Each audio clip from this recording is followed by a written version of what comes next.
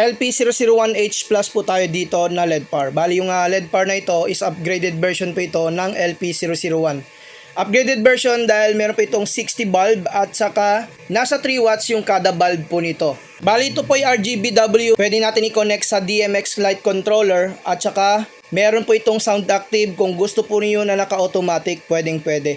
Tinawag ito na H Plus dahil po ito ay meron na pong built-in na DMX cable para sa DMX light controller. At saka meron po siyang extra wire para makapag-tap po kayo dito ng isa pang LED par. So kumbaga makakatipid po kayo dito sa extension wire. So ito naman yung kanyang control panel. So makikita po yung naka A001 po tayo, naka DMX mode po tayo.